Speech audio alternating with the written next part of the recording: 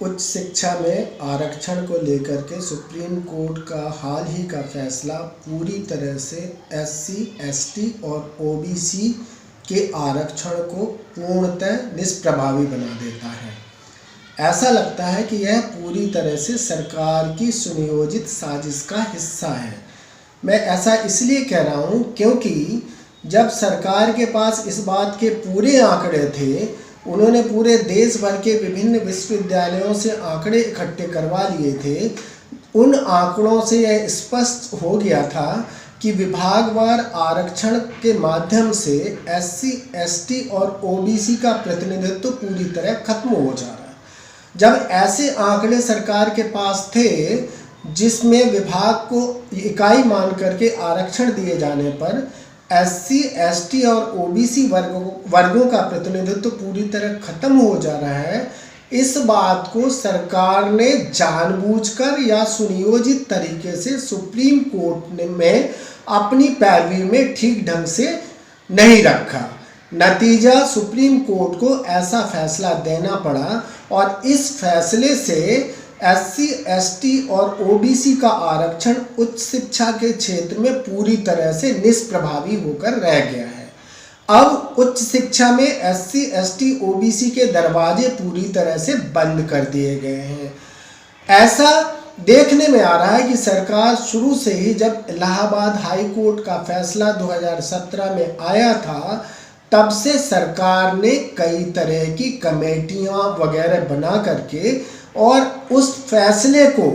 तुरंत अपील करने की बजाय सुप्रीम कोर्ट में उसको लागू करने के लिए उतावली नजर आ रही थी। इसके नतीजतन उसने यूजीसी की एक स्टैंडिंग कमेटी बनाई और कमेटी ने इस बात को रेकमेंड किया कि इलाहाबाद हाई कोर्ट का फैसला, जिसकी वजह से एससी, एसटी, ओबीसी का आरक्षण पूरी तरह प्रभावहीन हो जाता है, उस फैसले को ही पूरे देश में लागू किया जाना चाहिए।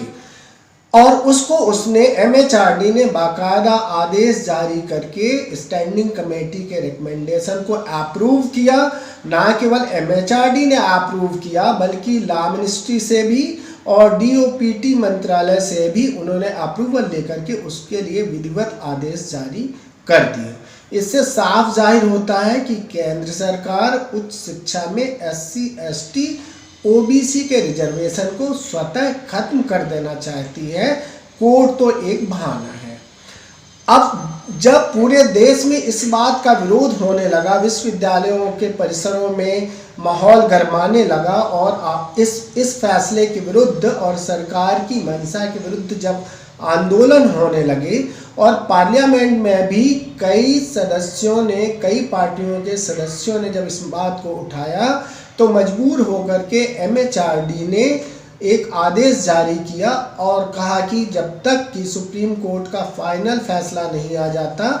तब तक नियुक्तियों पर रोक लगा दी गई है। और उसने फिर बाद में जाकर के सुप्रीम कोर्ट ने अपील दायर की। अब सुप्रीम कोर्ट में चाहिए था सरकार को कि जब उसके पास आंकड़े आ चुके हैं इस बात के कि विभाग को इकाई मानकर यदि आरक्षण की बात की जाए तो उसमें स्वाभाविक तौर पर पूरी तरह से एससी, एसटी, ओबीसी का प्रतिनिधित्व खत्म हो जाता है। इस बात के आंकड़े देश भर से इकट्ठे कर लिए गए और उन आंकड़ों को ठीक से सुप्रीम कोर्ट में नहीं रखा गया। नतीजा सुप्रीम कोर्ट का ये फैसला हमारे सामने है। अभी इसके बाद धड़ाधड़ नियुक्तियों के विज्ञापन आने लगे हैं और विभिन्न केंद्रीय विश्वविद्यालयों में जो एडवर्टीजमेंट पहले हो रखे थे उनको फिर से जारी कर दिया गया है। और हम देखते हैं कि राजस्थान केंद्रीय विश्वविद्यालय की अभी हाल की वैकेंसी आई है, वहाँ सभी पद अनारक्षित कर दिए गए हैं और एससी, एसटी, ओबीसी का एक भी पद नहीं है। तो ऐसा देखने में आता है कि ये सरकार जानबूझ करके अघोषित तौर पर एससी, एसटी और ओबीसी के आरक्षण का दरवाजा विश्वविद्यालयों, कॉलेजों और अन्य अकादमिक संस्थानों से पूरी तरह बंद कर दिया है। अब जहां तक 13 पॉइंट रोस्टर का सवाल है अथवा 200 पॉइंट रोस्टर का सवाल है, तो हमें यह बात ध्यान रखनी चाहिए कि ये पहले से नियम बना हुआ है कि अगर 14 से कम पद होंगे तो वहाँ 13 पॉइंट का रोस्टर लगाया जाएगा, और 14 से अधिक पद होंगे तो वहाँ 200 पॉइंट का रोस्टर बनाया जाएगा। अब ध्यान देने की बात यह है कि किसी भी अकादमिक संस्थान में, किसी भी विश्वविद्यालय में, किसी भी कॉलेज में, किसी एक विभाग अथवा विषय में 2-4 पद ही स्वीकृत होते हैं, और ऐसा शायद ही कोई एकाध विश्वविद्यालय देश में हो जहां पर 13 से अधिक पद किसी एक विभाग में स्वीकृत हो। नतीजा उसका दुष्परिणाम यह हो रहा है कि 13 से कम पद के बहाने SC, ST, OBC का रिजर्वेशन पूरी तरह से अप्रभावी कर दिया गया है। 13 पॉइंट क्या है? 13 पॉइंट में 13 बिंदुओं तक, अर्थात 13 बिंदुओं तक विभिन्न जो 13 पद होंगे उसमें विभिन्न वर्गों के लिए कौन सा पद किस क्रम में आएगा, उसका क्रम क्या होगा और वो किस वर्ग के लिए आरक्षित होगा, इस बात का निर्धारण होता है। और ऐसा ही 200 पॉइंट रोस्टर में भी होता है। जब 14 से कम पद होंगे तो 13 पॉइंट रोस्टर लगेगा। इसका मतलब जब 4 पद वैकेंसी आएगी, 4 पद एडवर्टीजमेंट होंगे, तो उसमें से चौथा पद OBC में जाएगा। अर्थात यदि 3 पद एडवर्टाइज हैं, जो ऐसा देखने में आता है और ऐसा प्राय पूरे देश के विश्वविद्यालय में है कि 2 अथवा 3 पद से ज़्यादा किसी एक विभाग में नहीं होते हैं, तो जब चौथा पद आएगा तब OBC वर्ग को प्रतिनिधित्व मिलेगा, और जब 7 से अधिक पद आएंगे तब उसमें SC वर्ग को प्रतिनिधित्व मिलेगा, और यदि 14 पद आएंगे तो 14वां पद ST वर्ग को मिलेगा। अर्थात 13 से कम पद में ST वर्ग का प्रतिनिधित्व पूरी तरह खत्म हो जाता है। OBC को सिर्फ 2 पद मिलते हैं और SC को सिर्फ 1 पद मिलते हैं। ये तब की स्थिति है जब किसी एक विभाग में 13 पद होंगे, लेकिन 13 पद किसी भी विश्वविद्यालय के किसी एक विभाग में, किसी एक कैडर में बिल्कुल भी नहीं होते। इसका मतलब यह है कि SC, ST और OBC का प्रतिनिधित्व विश्वविद्यालयों में पूरी तरह खत्म हो गया है, और ये इस आंकड़े बताते हैं जो केंद्र सरकार ने, MHRD ने पूरे देश से UGC के माध्यम से आंकड़े इकट्ठे किए गए हैं। अब जब हम इसको, ये आखिर ऐसा हुआ क्यों, तो हम देखते हैं कि ऐसा पहले भी 1996 के पहले भी ये चीज़ें होती रही हैं, और उसमें देखा गया कि 2006 तक आते आते SC, ST, OBC का प्रतिनिधित्व विश्वविद्यालयों में नहीं था। विश्वविद्यालयों में इन वर्गों को प्रतिनिधित्व मिले, इसलिए भारत सरकार ने अपनी आरक्षण नीति को प्रभावी बनाने के लिए उसने UGC को 2006 की गाइडलाइन जारी करने के लिए निर्देश दिया, और UGC ने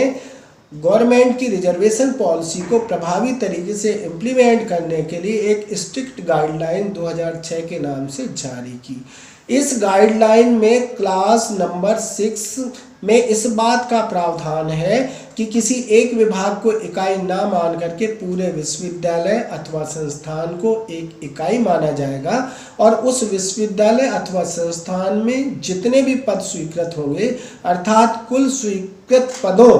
के विरुद्ध SC, ST और OBC को रिजर्वेशन दिया जाएगा। इलाहाबाद हाई कोर्ट ने जो 2017 में जो निर्णय दिया, उसमें इस UGC की गाइडलाइन के क्लास नंबर 6 के A और C पैरे को खत्म कर दिया, क्वैश कर दिया, और इस बात को अब सुप्रीम कोर्ट ने भी अप्रूव कर दिया, और यह कहा है कि वो अब विभाग को इकाई मान करके रिजर्वेशन का पालन करें। तो ये पूरी तरह से अघोषित रूप से, जैसे हम विभाग को एक इकाई के रूप में मानते हैं, वैसे ही SC, ST, OBC का आरक्षण पूरी तरह से अघोषित रूप से अप्रभावी बन जाता है, क्योंकि किसी एक विभाग में 2 या 3 पद ही अमूमन स्वीकृत होते हैं, और जब विश्वविद्यालय को एक इकाई मान करके कुल घोषित पदों में, कुल स्वीकृत पदों के विरुद्ध आरक्षण नियमों का पालन किया जाएगा, तभी SC, ST, OBC का प्रतिनिधित्व मिलेगा। मेरा ख्याल है कि आज पूरे देश के विश्वविद्यालयों में जो भी आंदोलन शुरू हुए हैं, एक बार फिर से आंदोलन शुरू हुए हैं। उन आंदोलनों का सिर्फ एक ही मकसद है, हम सबकी सिर्फ एक ही मांग है कि उच्च शिक्षा में जो विभागवार आरक्षण के नाम पर वंचित वर्गों का प्रतिनिधित्व खत्म कर दिया गया है उसे पुनः बहाल किया जाए। 2006 की गाइडलाइन को विधिवत कानून का रूप दिया जाए, पार्लियामेंट में बिल ला करके बिल पास किया जाए, तभी SC ST OBC वर्गों को प्रतिनिधित्व मिलेगा। और ये तब संभव होगा जब पूरे विश्वविद्यालय अथवा किसी एक संस्थान में कुल स्वीकृत पदों के अनुपात में SC ST OBC को रिजर्वेशन दिया जाए। मैं समझता हूँ यदि केंद्र सरकार जरा भी गंभीर है इस मसले में, जैसा वो कहती है SC ST और OBC का हितैषी बनने की बात करती है, यदि वो ऐसा है तो उसको तुरंत पार्लियामेंट के आगामी सत्र में बिल ला करके पास करना चाहिए और 2006 की गाइडलाइन को अमल में लाना चाहिए, उसे कानूनी रूप देना चाहिए और तब जाकर के SC ST OBC वर्गों को बराबर का प्रतिनिधित्व मिलेगा।